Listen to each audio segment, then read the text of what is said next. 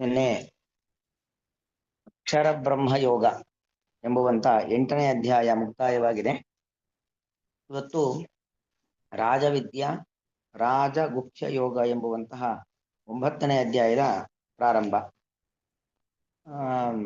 7ನೇ ಅಧ್ಯಾಯದಲ್ಲಿ ಏನು ವಿಚಾರಗಳು ಬಂದಿತ್ತು ಅಂದ್ರೆ ಕೃಷ್ಣರು ಹೇಳಿದ್ದ ಸಾಧಿಭೂತಾದಿ ದೈವಂ ಮಾಂ ಸಾಧಿಯಜ್ಞಂ ತೇ ವಿದುಹು ಅಂತ ಭಗವಂತನನ್ನ ಅಧಿಭೂತ ಅಧಿದೈವ ಅಧಿಯಜ್ಞ ಎಂಬುದಾಗೆಲ್ಲ ತಿಳ್ಕೊಳ್ಬೇಕು ಅಂತ. ಅದಕ್ಕೆ ಸಂಬಂಧಪಟ್ಟಂತ ವಿವರಣೆಯನ್ನ, ಇನ್ನು ಹೆಚ್ಚಿನ ಮಾಹಿತಿಯನ್ನ, ಇನ್ನು ಸ್ಪಷ್ಟೀಕರಣವನ್ನ ಈ ಅಧ್ಯಾಯದಲ್ಲಿ ಶ್ರೀಕೃಷ್ಣ ಪರಮಾತ್ಮ ನೀಡ್ತಾ ಇದ್ದಾನೆ.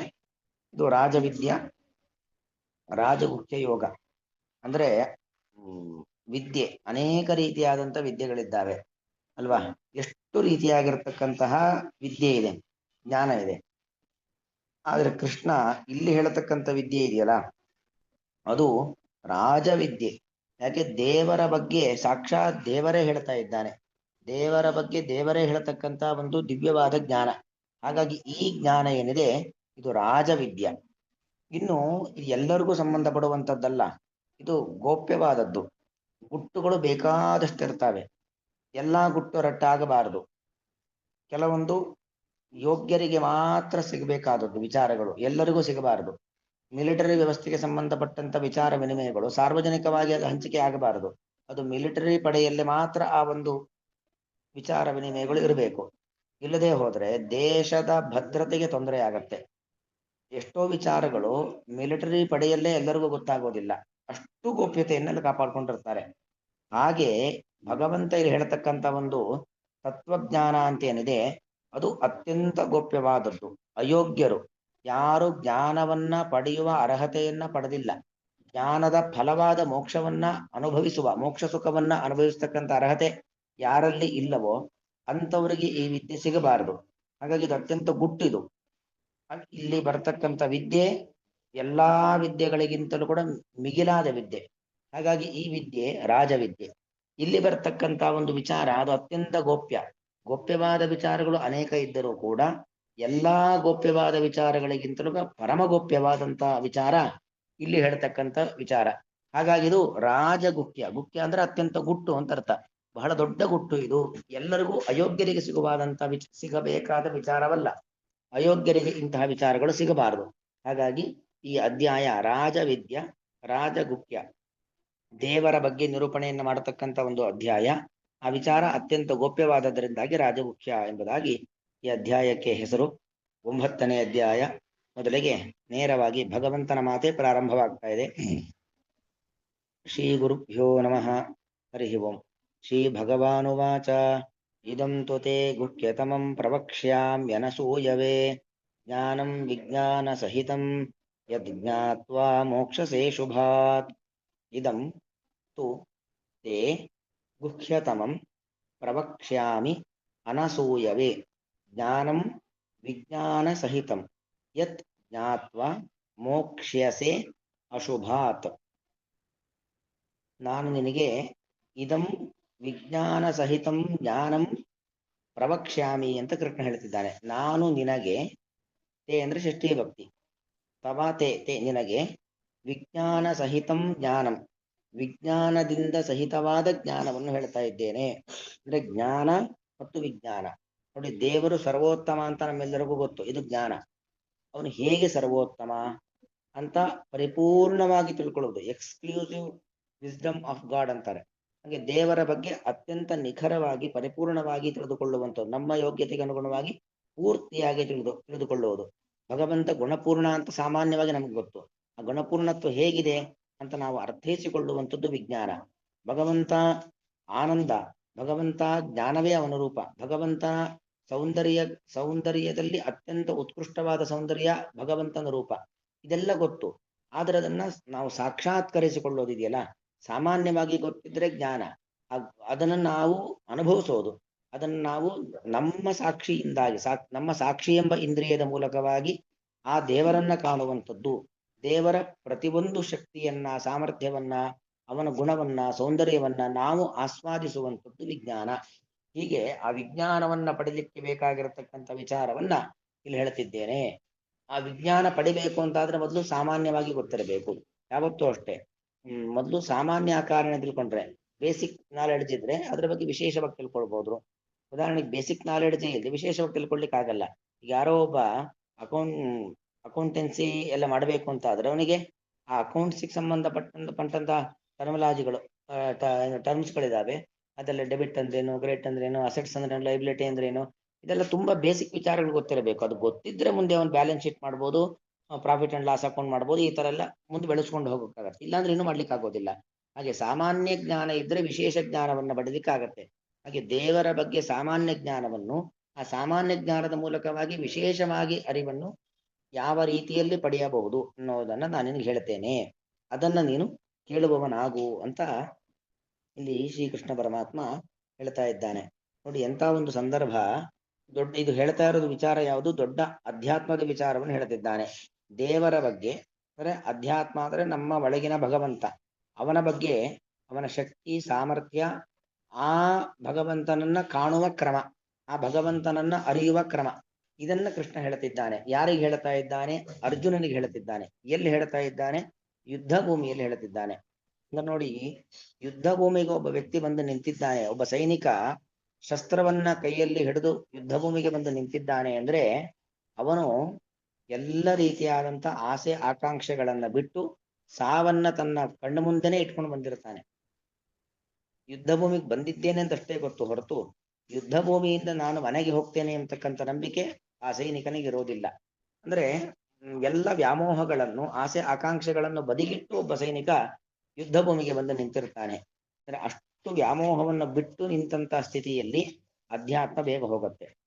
ಅನೇಕ ಲೌಕಿಕ ಜೀವನಗಳ ಆಕಾಂಕ್ಷೆಯ ಆಸೆಗಳು ಇದ್ದಾಗ ಅಧ್ಯಾತ್ಮ ಒಳಗೆ ಹೋಗೋದಿಲ್ಲ. ಅದೆಲ್ಲವೂ ಕೂಡ ನಮಗೆ ಇವ ಪರವಾಗಿಲ್ಲ ಅಂತಾನೆ ಅನ್ಸುತ್ತೆ.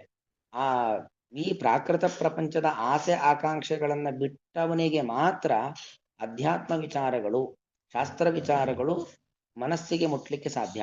ಅರ್ಜುನ ಅಪಿ ತ್ರೈಲೋಕ್ಯ ರಾಜ್ಯಸ್ಯ ಹೇತೋ ಕಿಮ್ನು ಮಹೀಕೃತೆ, ಆ ಹಂತಕ್ಕೆ ಹೋಗಿದ್ದಾನೆ. ತ್ರೈಲೋಕ್ಯಾಧಿಪತ್ಯವೇ ನನಗೆ ಬೇಡ, ಈ ಅಂದಮೇಲೆ ಈ ಯಕ್ಕಶ್ಚಿತ್ ಭೂಮಿ ಬೇಕು ಅಂತ ಬಯಸ್ತೀನಿ ನಾನು ಅನ್ನೋ ಹಂತಕ್ಕೆ ಹೋಗಿದ್ದಾನೆ. ಯಾವ ಆಸೆ ಆಕಾಂಕ್ಷೆಗಳು ಅವನ ಮನಸ್ಸಲ್ಲಿ ಇಲ್ಲ. ಜೊತೆಗೆ ಸಾವನ್ನ ಮುಂದಿಟ್ಕೊಂಡು ನಿಂತಿರ್ತಕ್ಕಂಥ ವ್ಯಕ್ತಿ, ಎಲ್ಲ ವ್ಯಾಮೋಹಗಳನ್ನು ಬಿಟ್ಟಿದ್ದಾನೆ, ಆಸೆ ಆಕಾಂಕ್ಷೆಗಳಿಲ್ಲ, ಏನೂ ಇಲ್ಲದ ವ್ಯಕ್ತಿ. ಇಂಥವನಿಗೆ ಅಧ್ಯಾತ್ಮವನ್ನು ಹೇಳುವಂಥದ್ದು ಸುಲಭ. ಅಂಥವನ ಮನಸ್ಸಿನಲ್ಲಿ ಅಧ್ಯಾತ್ಮ ಬೇರೂರೇ ಕೂತು ಬಿಡತ್ತೆ. ಅದಕ್ಕೋಸ್ಕರವಾಗಿ ಇಂಥ ಸಂದರ್ಭದಲ್ಲಿ ಈ 7ನೇ ಅಧ್ಯಾಯದಲ್ಲಿ ಜ್ಞಾನ ವಿಜ್ಞಾನವನ್ನು, 8ರಲ್ಲಿ ಅಕ್ಷರ ಬ್ರಹ್ಮದ ಬಗ್ಗೆ, 9ರಲ್ಲಿ ರಾಜವಿದ್ಯೆ ರಾಜವಿದ್ಯೆಯ ಬಗ್ಗೆ ಕೃಷ್ಣ ನಿರೂಪಣೆಯನ್ನು ಮಾಡ್ತಾ ಇದ್ದಾನೆ. ಇದಂತುತೇ ಗುಖ್ಯತಮ, ಇದನ್ನ ನಾನೀಗ ಹೇಳ್ತಿದ್ದೆ. ಎಂಥದ್ದು ಅಂದ್ರೆ ನಾನು ನಿರೂಪಣೆ ಮಾಡತಕ್ಕಂಥ ವಿಚಾರ ಗುಖ್ಯತಮ, ಅತ್ಯಂತ ಗುಟ್ಟು. ಇದು ಸುಮ್ಮನೆ ಎಲ್ಲರಿಗೂ ಸಿಗುವಂಥದ್ದಲ್ಲ. ಎಲ್ಲದಕ್ಕೂ ಎಲ್ಲರೂ ಅಧಿಕಾರಿಗಳಲ್ಲ, ಇದಕ್ಕೆ ಕೆಲವರೇ ಅಧಿಕಾರಿಗಳು. ಇಂತಹ ಒಂದು ಶ್ರೇಷ್ಠವಾದ ವಿದ್ಯೆಯನ್ನ ಪಡೆಯುವಂತ ಅಧಿಕಾರ, ಅರ್ಹತೆ, ಯೋಗ್ಯತೆ ಎಲ್ಲರಿಗೂ ಇಲ್ಲ. ಅಂತೂ ನಿನ್ನಂತ ಜ್ಞಾನಿಗಳಿಗೆ ಮಾತ್ರ ಇರುವಂಥದ್ದು. ಹಾಗಾಗಿ ಅತ್ಯಂತ ಗೋಪ್ಯವಾದದ್ದು. ಅದನ್ನ ಪ್ರವಕ್ಷ್ಯಾಮಿ, ಬರೀ ವಕ್ಷ್ಯಾಮಿ ಅಂತ ಹೇಳ್ತಾ ಇಲ್ಲ, ಪ್ರವಕ್ಷ್ಯಾಮಿ, ಪ್ರಕರ್ಷೇಣ ವಕ್ಷ್ಯಾಮಿ, ಚೆನ್ನಾಗಿ ಹೇಳುತ್ತೇನೆ. ಈಗ ಒಬ್ಬ ಗುರು ತನ್ನ ಶಿಷ್ಯನಿಗೆ ಏನಾದ್ರು ಹೇಳಬೇಕು, ಒಳ್ಳೆ ವಿಚಾರಗಳನ್ನು ಹೇಳಬೇಕು ಅಂತ ಆದ್ರೆ ಅವನ ಮನಸ್ಸಿನಲ್ಲಿ ಅಹಂಕಾರ ಇರಬಾರದು. ನಾನೇ ದೊಡ್ಡವನು ಎಂತಕ್ಕಂಥ ಅಹಂಕಾರ ಇದ್ರೆ, ನೀನೇ ದೊಡ್ಡವನು ಅಂದ್ಮೇಲೆ ನಾನು ನಿನ್ಗೇನು ಹೇಳೋದು, ಹೇಗ್ ಬೇಕಾದ್ರೂ ಇರುವಂತ ಕೈ ಬಿಟ್ಟು ಬಿಡ್ತಾರೆ. ಆದ್ರೆ ಅರ್ಜುನನಿಗೆ ಅದಿಲ್ಲ. ಶಿಷ್ಯಸ್ತೇಹಂ ಶಾಧಿಮಾಂ ತ್ವಾಂ ಪ್ರಪನ್ನಂ ಅಂತ ಈಗಾಗಲೇ 2ನೇ ಅಧ್ಯಾಯದಲ್ಲಿ ಮಾತು ಬಂದಿದೆ. ನಾನು ನಿನ್ನ ಶಿಷ್ಯ, ಪರಿಪೂರ್ಣವಾಗಿ ನಿನ್ನಲ್ಲಿ ಮೊರೆ ಹೊಕ್ಕಿದ್ದೇನೆ, ಶರಣು ಹೊಂದಿದ್ದೇನೆ, ನನ್ನನ್ನ ಕಾಪಾಡು ಎಂಬುದಾಗಿ ಪೂರ್ತಿ ತನ್ನನ್ನ ತಾನು ಕೃಷ್ಣನಿಗೆ ಒಪ್ಪಿಸ್ಕೊಂಡು ಬಿಟ್ಟಿದ್ದಾನೆ. ಅಂದ್ರೆ ಅಹಂಕಾರ ಇಲ್ಲ. ಒಬ್ಬ ಅಹಂಕಾರದಿಂದ, ಗರ್ವದಿಂದ, ದರ್ಪದಿಂದ ದೇವರ ಮುಂದೆ ನಿಂತ ಅಂತ ಆದ್ರೆ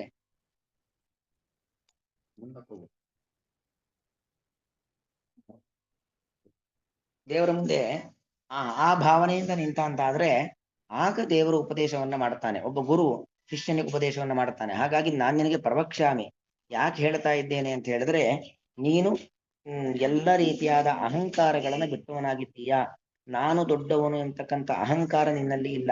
ಭಗವಂತ ನನ್ನನ್ನು ಕಾಪಾಡು ಎಂತಕ್ಕಂಥ ಭಾವನೆಯಿಂದಾಗಿ ನನ್ನಲ್ಲಿ ಬಂದು ಮೊರೆ ಹೊಂದಿದ್ದೀಯ. ಹಾಗಾಗಿ ನಾನು ಹೇಳ್ತಿದ್ದೇನೆ. ಅಷ್ಟು ಮಾತ್ರ ಅಲ್ಲ, ಅನಸೂಯವೇ, ಈ ಅಹಂಕಾರದ ಕೂಸು ಅಸೂಯೆ. ಅಂದ್ರೆ ಒಬ್ಬರನ್ನ ನೋಡಿ ಹೊಟ್ಟೆ ಕಿಚ್ಚು ಪಡುವಂಥದ್ದು ಅಸೂಯೆ. ಯಾರಿಗೆ ಅಹಂಕಾರ ಇಲ್ಲವೋ ಅವನಿಗೆ ಅಸೂಯೆ ಇರ್ಲಿಕ್ಕೆ ಸಾಧ್ಯವಿಲ್ಲ. ಅಹಂಕಾರ ಇದ್ದವನಲ್ಲೇ ಅಸೂಯೆ ಇರುವಂಥದ್ದು. ನಾನು ನಾನು ನಾನು ನನ್ನನ್ನು ಬಿಟ್ಟರೆ ಯಾರು ಇಲ್ಲ, ನಾನೇ ದೊಡ್ಡವನು ಅನ್ನೋ ಅಹಂಕಾರ ಇರ್ತಕ್ಕಂಥ ವ್ಯಕ್ತಿಗಳು ಯಾರನ್ನೂ ಗೌರವಿಸುವುದಿಲ್ಲ, ಯಾರನ್ನೂ ಆಧರಿಸುವುದಿಲ್ಲ, ಯಾರ ಶ್ರೇಯಸ್ಸನ್ನು ಬಯಸುವುದಿಲ್ಲ. ಯಾರಲ್ಲಿ ಯಾವುದೇ ರೀತಿಯಾದಂಥ ಒಳ್ಳೆ ಗುಣ, ಒಳ್ಳೆ ವರ್ತನೆ, ಒಳ್ಳೆ ಮಾತು, ಒಳ್ಳೆತನದ್ದೇನೇ ಇದ್ರು ಅವ್ರು ಸಹಿಸೋದಿಲ್ಲ. ಯಾಕಂದ್ರೆ ಅದು ಮತ್ತೊಬ್ಬರಲ್ಲಿ ಆ ಒಳ್ಳೇದು ಯಾವುದು ಇರಲೇಬಾರದು. ಯಾಕಂದ್ರೆ ಎಲ್ಲವೂ ನನ್ನಲ್ಲೇ ಇದೆ ಅನ್ನೋ ಅಹಂಕಾರ ಅವನಿಗಿರುತ್ತೆ. ಹಾಗಾಗಿ ಬೇರೆಯವರಿಗೆ ಒಳ್ಳೇದಾಗೋದಾಗ್ಲಿ, ಬೇರೆಯವರಲ್ಲಿ ಇರ್ತಕ್ಕಂಥ ಒಳ್ಳೇದನ್ನಾಗ್ಲಿ ಈ ಅಸೂಯೆ ಇರತಕ್ಕಂಥ ವ್ಯಕ್ತಿ ಸಹಿಸೋದಿಲ್ಲ. ಅದಕ್ಕೋಸ್ಕರವಾಗಿ ಹೇಳುವಂಥದ್ದು, ನೀನು ಅನಸೂಯ, ಯಾರ ಮೇಲೂ ಅಂತ ಒಂದು ಅಸೂಯೆ ಇಲ್ಲ, ನಿನಗೆ ಅಹಂಕಾರ ಇಲ್ಲ. ಅಹಂಕಾರ ಇಲ್ಲ ಆದ್ರಿಂದಾಗಿ ತಂದೆ ಇಲ್ಲದೆ ಮಗ ಇರ್ಲಿಕ್ಕೆ ಸಾಧ್ಯವಿಲ್ಲ. ಹಾಗಾಗಿ ಅಹಂಕಾರದ ಕೂಸು ಮಗ ಅಸೂಯೆ. ಅಹಂಕಾರವಿಲ್ಲ ಆದ್ರಿಂದಾಗಿ ನಿನಗೆ ಅಸೂಯೆ ಇಲ್ಲ. ಅಸೂಯೆ ಇಲ್ಲ ಆದ್ದರಿಂದಾಗಿ ಅನಸೂಯವೇ. ಅಸೂಯೆ ಇಲ್ಲದ ಅನಸೂಯ ಎಂಬ ಒಂದು ಉತ್ತಮವಾದ ಗುಣವನ್ನ ನೀನು ಪಡೆದಿದ್ದೀಯ. ಹಾಗಾಗಿ ನಾನು ನಿನಗೆ ಹೇಳ್ತಾ ಇದ್ದೇನೆ, ಇಂಥ ಒಂದು ಉತ್ತಮವಾದ ಜ್ಞಾನವನ್ನ ಹೇಳ್ತೇನೆ. ಅಂದ್ರೆ ಒಬ್ಬ ಗುರುವಿನಿಂದಾಗಿ ಉತ್ತಮವಾದ ತತ್ವಜ್ಞಾನವನ್ನ ನಾವು ಪಡಿಬೇಕು ಅಂತ ಆದ್ರೆ, ಆ ಪಡೆದದ್ದು ನಮ್ಮಲ್ಲಿ, ನಾವು ಕೇಳಿದ್ದು ನಮ್ಮಲ್ಲಿ ಉಳಿಬೇಕು ಅಂದ್ರೆ ಈ ಒಂದು ಬೇಸಿಕ್ ಸ್ವಭಾವವನ್ನು ನಾವು ನಮ್ಮಲ್ಲಿ ಅಳವಡಿಸ್ಕೊಳ್ಬೇಕು. ಅಹಂಕಾರವನ್ನು ನಾವು ಬಿಡಬೇಕು. ನಾನು ನಾನು ಅಂತ ಒಂದು ಗರ್ವ ಇರುತ್ತಲ್ಲ, ಅತಿಯಾದ ಆತ್ಮಾಭಿಮಾನ. ಕೃಷ್ಣ ಇಲ್ಲಿ ಆತ್ಮಾಭಿಮಾನವೇ ಇರಬಾರದು ಅಂತ ಹೇಳ್ತಾ ಇಲ್ಲ, ಅತಿಯಾದ ಆತ್ಮಾಭಿಮಾನ, ನನ್ನನ್ನ ಬಿಟ್ಟು ಮತ್ತಾರೂ ಇಲ್ಲ ಎಂಬತಕ್ಕಂಥ ಒಂದು ಕೆಟ್ಟ ಭಾವನೆ ಅದಿರಬಾರದು. ಮತ್ತು ಅಸೂಯೆ, ಮತ್ತೊಬ್ಬರಿಗೆ ಒಳ್ಳೆಯದಾಗುವುದನ್ನ, ಮತ್ತೊಬ್ಬರ ಒಳ್ಳೆತನವನ್ನ ಸಹಿಸದಂತ ಒಂದು ಗುಣ ಅಸೂಯೆ, ಅದು ಇರಬಾರದು. ಅರ್ಜುನನಲ್ಲಿ ಅಂತಹ ಒಂದು ಶ್ರೇಷ್ಠವಾದ ಗುಣ ಇತ್ತು. ಅಹಂಕಾರವಿರಲಿಲ್ಲ, ಅಸೂಯ ಇರಲಿಲ್ಲ. ಹಾಗಾಗಿ ಅವನಿಗೆ ಅನಸೂಯವೇ, ಅದನ್ನ ಹೇಳ್ತಾ ಇದ್ದಾನೆ. ಅದೆಂತ ಏನು, ಹಾಗಾಗಿ ಅವನಿಗೆ ಈ ಜ್ಞಾನ ಸಹಿತವಾಗಿರತಕ್ಕಂಥ ವಿಜ್ಞಾನವನ್ನ, ಅಂದ್ರೆ ದೇವರ ಬಗ್ಗೆ ಸಾಮಾನ್ಯ ಒಂದು ಅರಿವು, ಸಾಮಾನ್ಯ ಅರಿವು ಬಂದ ನಂತರದಲ್ಲಿ ವಿಶೇಷವಾಗಿ ತಿಳ್ಕೊಳ್ಬೇಕು. ಹೀಗೆ ದೇವರ ಬಗ್ಗೆ ಏನು ಅವಶ್ಯವಾಗಿ ತಿಳ್ಕೊಳ್ಬೇಕು ಆ ಎಲ್ಲಾ ವಿಚಾರವನ್ನ ನಾನು ನಿನಗೆ ಹೇಳ್ತೇನೆ. ನಾನು ಹೇಳುವ ವಿಚಾರವನ್ನು ನೀನು ತಿಳ್ಕೊಳ್ಳೋದ್ರಿಂದ ನಿನಗೇನು ಪ್ರಯೋಜನ, ಅದರ ಫಲ ಏನು ಅಂತ ಕೇಳಿದ್ರೆ, ಯತ್ ಜ್ಞಾತ್ವಾ ಅಶುಭಾತ್ ಮೋಕ್ಷಸೆ. ಯಾವ ಒಂದು ತತ್ವಜ್ಞಾನ ನಾನು ಮುಂದೆ ಹೇಳ್ತಕ್ಕಂಥ ರಾಜವಿದ್ಯೆ, ರಾಜಗುಖ್ಯ ಅಂತ ಏನಿದೆ ಅದನ್ನ ನೀನು ತಿಳ್ಕೊಳ್ಳೋದ್ರಿಂದಾಗಿ ಅಶುಭಾತ್ ಮೋಕ್ಷಸೆ, ಅಶುಭದಿಂದ ಬಿಡುಗಡೆಯನ್ನು ಹೊಂದುತ್ತೀಯ. ನಮಗ್ ನೋಡಿ, ನಮ್ಮೆಲ್ಲರ ಹತ್ರನೂ ಅಶುಭ ಇದೆ. ಲಕ್ಷ್ಮೀನಾರಾಯಣ ದೇವರನ್ನ ಬಿಟ್ಟು ಮತ್ತೆಲ್ಲರಲ್ಲೂ ಅಶುಭ ಅನ್ನೋದಿದೆ. ಅದು ಸ್ವಲ್ಪ ಸ್ವಲ್ಪ ಒಬ್ಬರಲ್ಲಿ ಜಾಸ್ತಿ, ಒಬ್ಬರಲ್ಲಿ ಕಡಿಮೆ. ಅಂದ್ರೆ ಸತ್ವಗುಣ, ರಜೋಗುಣ, ತಮೋಗುಣ, ಈ ಪ್ರಾಕೃತ ಪ್ರಪಂಚದ ಸಂಪರ್ಕ ಅದೇ ಒಂದು ಅಶುಭ. ಇಂಥ ಒಂದು ಅಶುಭ ಇದೆ. ಅಥವಾ ಈ ಆತ್ಮನ ಜೊತೆಗೆ ಮೂರು ದೇಹಗಳಿದ್ದಾವೆ. ಒಂದು ಲಿಂಗ ದೇಹ, ಇನ್ನೊಂದು ಸೂಕ್ಷ್ಮ ದೇಹ, ಇನ್ನೊಂದು ಸ್ಥೂಲ ದೇಹ. ಈ ಸ್ಥೂಲ ದೇಹ, ಸೂಕ್ಷ್ಮ ದೇಹ, ಲಿಂಗ ದೇಹ, ಈ ಮೂರು ದೇಹಗಳು ನಾಶವಾಗದೇನೆ ಆತ್ಮ ಮೋಕ್ಷಕ್ಕೆ ಹೋಗ್ಲಿಕ್ಕೆ ಸಾಧ್ಯವಿಲ್ಲ. ಆತ್ಮನ ಗುರಿ ಮೋಕ್ಷದ ಕಡೆಗೆ ಸಾಗೋದು. ಆ ಗುರಿಗೆ ಅಡ್ಡಲಾಗಿರುವಂಥದ್ದು ಯಾವುದು, ಗುರಿ ತಲುಪಲಿಕ್ಕೆ ನಮ್ಮನ್ನು ಎಳಿತಾ ಇರೋದು ಯಾವುದು ಅಂದ್ರೆ ಈ ಮೂರು ದೇಹಗಳು, ಲಿಂಗ ದೇಹ, ಸೂಕ್ಷ್ಮ ದೇಹ ಮತ್ತು ಸ್ಥೂಲ ದೇಹಗಳು. ಅದು ಹೋಗೋವರೆಗೂ ಮೋಕ್ಷಕ್ಕೆ ಹೋಗುವ ಅರ್ಹತೆಯನ್ನ ಪಡಲಿಕ್ಕೆ ಸಾಧ್ಯವಿಲ್ಲ. ಹಾಗಾಗಿ ಈ ಒಂದು ತತ್ವಜ್ಞಾನವನ್ನ, ರಾಜ ವಿದ್ಯೆಯನ್ನ, ರಾಜ ಮುಖ್ಯವನ್ನ, ವಿಜ್ಞಾನ ಸಹಿತವಾಗಿರತಕ್ಕಂಥ ಜ್ಞಾನ, ಕೃಷ್ಣ ಹೇಳುವಂತ ವಿಚಾರವನ್ನ ನಾವು ತಿಳ್ಕೊಳ್ಬೇಕು. ಬರೀ ಕಿವಿಲಿ ಕೇಳಿಸ್ಕೊಂಡ್ರಾಗೋದು, ತಿಳಿದುಕೊಂಡದ್ದನ್ನ ಅನುಸಂಧಾನ ಮಾಡಿಕೊಳ್ಬೇಕು. ಶ್ರವಣ ಮಾಡಿ, ಮನನ ಮಾಡಿ, ನಿಧಿಧ್ಯಾಸನ, ಪುನರ್ಮನನ, ಮತ್ತೆ ಮತ್ತೆ ಅದನ್ನ ಮೆಲುಕು ಹಾಕ್ಬೇಕು. ಹಾಗೆ ಮಾಡೋದ್ರಿಂದಾಗಿ ಅಶುಭಾತ್ ಮೋಕ್ಷಸೆ, ಅಮಂಗಳಗಳಿಂದ, ಅಶುಭ ಶಬ್ದಕ್ಕೆ ಅಮಂಗಳ ಅಂತ ಅರ್ಥ, ಅಮಂಗಳಗಳಿಂದ ನಿವೃತ್ತಿಯನ್ನು ಹೊಂದುತ್ತೀಯ. ಅಮಂಗಳಗಳಿಂದ ನಿವೃತ್ತಿ ಅಂತ ಹೇಳಿದ್ರೆ, ಈ ಪ್ರಾಕೃತ ಪ್ರಪಂಚದಲ್ಲಿ ನಾವಿರೋದೇ ದೊಡ್ಡ ಅಮಂಗಳ. ಪ್ರಾಕೃತ ಪ್ರಪಂಚದ ಸಂಪರ್ಕ, ಸತ್ವಗುಣ, ರಜೋಗುಣ, ತಮೋಗುಣ, ಈ ಗುಣಗಳ ಸಂಪರ್ಕ ನಮ್ಮಲ್ಲಿ ಇರೋದು ಒಂದು ಅಮಂಗಳ. ಜೊತೆಗೆ ಈ ಲಿಂಗ ದೇಹ, ಸೂಕ್ಷ್ಮ ದೇಹ, ಸ್ಥೂಲ ದೇಹ, ಇದು ಇರುವಂಥದ್ದು ಅಮಂಗಳ. ಎಲ್ಲಾ ಅಮಂಗಳಗಳು, ಅಶುಭಗಳು, ಅದೆಲ್ಲವೂ ಕೂಡ ನಿನ್ನನ್ನ ಬಿಟ್ಟು ಹೋಗುತ್ತೆ. ಅಶುಭಗಳಿಂದ ಮೋಕ್ಷಸೆ, ಬಿಡುಗಡೆಯನ್ನ ಹೊಂದುತ್ತೀಯ. ಹೀಗಾಗಿ ಕೆಟ್ಟದ್ದು ದೂರ ಆಗಬೇಕು ಅನ್ನೋ ಅಪೇಕ್ಷೆ ಪ್ರತಿಯೊಬ್ಬರಿಗೂ ಇರುತ್ತೆ. ಯಾರಿಗೆ ತಾನೇ ಕೆಟ್ಟದ್ದು ನನ್ನಲ್ಲಿರ್ಲಿ ಅಂತ ಯಾರು ಬಯಸ್ತಾರೆ? ಯಾರು ಬಯಸೋದಿಲ್ಲ. ಕೆಟ್ಟದ್ದು ದೂರ ಆಗಬೇಕು ಎಂಬತಕ್ಕಂಥ ಅಪೇಕ್ಷೆ ಇದ್ರೆ ಆ ಅಪೇಕ್ಷೆಯನ್ನ ಪೂರೈಕೆ ಮಾಡ್ಕೊಳ್ಳಿಕ್ಕೋಸ್ಕರವಾಗಿ ಬೇಕಾದಂತ ಪ್ರಯತ್ನವನ್ನು ನಾವು ಮಾಡಬೇಕು. ಯಾವತ್ತೂ ಅಷ್ಟೇ ಬರೀ ಒಂದು ಇಚ್ಛೆ ಇದ್ದು ಕೂಡಲೇ, ಅಪೇಕ್ಷೆ ಇದ್ದು ಕೂಡಲೇ ಕೆಲಸ ಆಗೋದಿಲ್ಲ. ಒಬ್ಬ ಮಡಕೆ ಮಾಡತಕ್ಕಂಥ ಕುಂಬಾರ ಮಡಕೆ ಮಾಡಬೇಕು ಅಂತ ಆಸೆ ಇದ್ದು ಕೂಡಲೇ ಮಡಕೆ ತಯಾರಾಗತ್ತಾ? ಇಲ್ಲ. ಅದಕ್ಕೆ ಬೇಕಾಗಿರ್ತಕ್ಕಂಥ ಪ್ರಯತ್ನ ಬೇಕು. ಹಾಗೆ ನಮ್ಮಲ್ಲಿ ಇದ್ದಂತ ಅಮಂಗಳಗಳು, ನಾವು ಗೊತ್ತಿದ್ದೋ ಗೊತ್ತಿಲ್ಲದೇನೋ ಸಂಪಾದನೆ ಮಾಡಿರ್ತಕ್ಕಂಥ ಪಾಪಗಳು, ಅದೆಲ್ಲವೂ ಕೂಡ ನಾಶವಾಗಬೇಕು ಅಂತ ಆದ್ರೆ ದೇವರು ಹೇಳ್ತಕ್ಕಂಥ ವಿಚಾರಗಳನ್ನ ಕೇಳಬೇಕು. ಕೇಳಿಸಿಕೊಂಡು ಅಳವಡಿಸಿಕೊಳ್ಬೇಕು ಜೀವನದಲ್ಲಿ. ಅದರ ಜೊತೆಗೆ ಇರತಕ್ಕಂಥ ಕೆಟ್ಟದ್ದನ್ನ ಸ್ವಲ್ಪವಾಗಿಯೇ ಬಿಡ್ತಾ ಹೋಗಬೇಕು. ನಮ್ಮನ್ನ ನಾವು ಪರಿಶುದ್ಧವನ್ನಾಗಿ ಮಾಡ್ಕೊಳ್ಬೇಕು. ಸಮಾಜವನ್ನ ಪರಿಶುದ್ಧ ಮಾಡೋದ್ ನಂತರ ಮೊದಲು ನಮ್ಮನ್ನ ನಾವು ಶುದ್ಧೀಕರಿಸಿಕೊಳ್ಬೇಕು. ಆಗ ಈ ಅಮಂಗಳಗಳೆಲ್ಲವೂ ಕೂಡ ದೂರವಾಗತ್ತೆ. ನಾವು ಮಂಗಳ ಮೂರ್ತಿಗಳಾಗ್ತೇವೆ. ನಾವು ಮಂಗಳ ಸ್ವರೂಪಕ್ಕೆ ಬಂದು ಮಂಗಳಮಯನಾಗಿರ್ತಕ್ಕಂಥ ಭಗವಂತನ ಕಡೆಗೆ ಹೋಗ್ಲಿಕ್ಕೆ ಅರ್ಹತೆ ನಮಗೆ ಬರುತ್ತೆ. ಹಾಗಾಗಿ ವಿಜ್ಞಾನ ಸಹಿತವಾಗಿರತಕ್ಕಂಥ ಜ್ಞಾನವನ್ನ ನಿನಗೆ ಹೇಳ್ತೀನಿ ಕೇಳು. ಯಾಕಂದ್ರೆ ನಿನ್ನಲ್ಲಿ ಅಹಂಕಾರ ಇಲ್ಲ, ಅಸೂಯೆ ಇಲ್ಲ. ಆದ್ರಿಂದ ಹೇಳ್ತೇನೆ, ಹೇಳಿ ನೀನು ಕೇಳಿ ಕೇಳಿ ಜೀವನದಲ್ಲಿ ಅಳವಡಿಸ್ಕೊಳ್ಳೋದ್ರಿಂದ ಪ್ರಯೋಜನ ಏನು ಅಂದ್ರೆ ಅಶುಭಾತ್ ಮೋಕ್ಷಸೆ, ಅಮಂಗಳಗಳಿಂದಾಗಿ ಬಿಡುಗಡೆಯನ್ನ ಹೊಂದುತ್ತೀಯ. ಬಹಳ ಸುಂದರವಾದ ಒಂದು ಪೀಠಿಕೆಯನ್ನ ಇದು ನಮಗೆ ಬೇಕಾದಂತ ವಿಚಾರ, ಕೇಳಲೇಬೇಕು ಅನ್ನೋ ಭಾವನೆಯನ್ನು ಹುಟ್ಲಿಕ್ಕೋಸ್ಕರವಾಗಿ ಶ್ರೀಕೃಷ್ಣ ಪರಮಾತ್ಮ ಹೀಗೆ ಇದೆಲ್ಲವನ್ನು ಕೂಡ ನಿರೂಪಣೆಯನ್ನ ಮಾಡ್ತಾ ಇದ್ದಾನೆ. ಅದರ ಜೊತೆಗೆ ಒಬ್ಬ ಕೇಳುಗನಲ್ಲಿ ಇರಬೇಕಾಗಿರ್ತಕ್ಕಂಥ ಬೇಸಿಕ್ ಕ್ವಾಲಿಟೀಸ್, ಅವನಲ್ಲಿ ಏನೇನಿರಬೇಕು. ಒಬ್ಬ ಕೇಳುಗ ಅಂತ ಆಗ್ಬೇಕು ಅಂತಾದ್ರೆ ಅಹಂಕಾರ ರಹಿತನಾಗಿರ್ಬೇಕು. ಒಬ್ಬ ಕೇಳುಗ ಅಂತ ಆಗ್ಬೇಕು ಅಂತಾದ್ರೆ ಅವನಲ್ಲಿ ಅಸೂಯೆಗಳಿರಬಾರದು. ಈ ಎಲ್ಲಾ ವಿಚಾರಗಳನ್ನ ಶ್ರೀಕೃಷ್ಣ ಪರಮಾತ್ಮ ಇಲ್ಲಿ ನಿರೂಪಣೆಯನ್ನು ಮಾಡಿದ್ದಾನೆ.